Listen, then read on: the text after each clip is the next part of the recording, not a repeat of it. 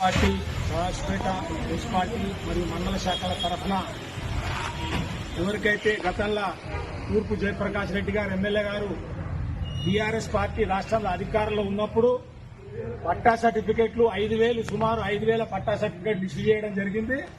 అప్పట్లో తనకు అధికారం కోల్పోవడం జరిగింది. కోల్పోయిన కాబట్టి బీఆర్ఎస్ ప్రభుత్వం ఈ సర్టిఫికెట్లు ఇవ్వడంలో నాకు అడ్డుపడుతున్నది కాబట్టి నేను సర్టిఫికెట్లు ఇచ్చినా కానీ కబ్జా చేయించలేకపోతున్నా అని చెప్పి ప్రజలను మభ్యపెట్టే ప్రయత్నం చేసిండు. తర్వాత ఇవాళ మళ్లీ కాంగ్రెస్ పార్టీ అధికారంలోకి వచ్చిన తర్వాత ఇస్తానని ఆ రోజు చెప్పిండు. మళ్లీ కాంగ్రెస్ అధికారంలోకి వచ్చింది.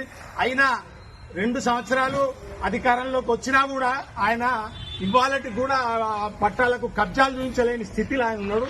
ఈ రకంగా అటు బీఆర్ఎస్ అయితేమి ఇటు కాంగ్రెస్ పార్టీ అయితేమి రెండు కూడా ప్రజలను వంచాలి, మోసం చేయాలనే తాపత్రయంతోనే పనిచేస్తున్నాయి తప్ప నిరుపేదలకు సహకరించాలి, బీద వాళ్లకు ఇల్లు లేని నిరుపేదలకు ఇల్లు చూపించి వాళ్ళని ఆదుకోవాలనే తాపత్రయం లేకుండా ఇవాళ కాంగ్రెస్ పార్టీ గాని నిన్నటిదాకా అధికారంలో ఉన్న బీఆర్ఎస్ పార్టీ గాని తమ సొంత పనుల నిమిత్తం ఆలోచన చేస్తున్నారు తప్ప బడుగు బలైన వర్గాల కోసం అభ్యున్నతి కోసం ఏ రోజు కూడా ఆలోచన చేయకొచ్చారు. కాబట్టి ఈ 2 పార్టీలను కూడా ప్రజలు నిలదీయాలి.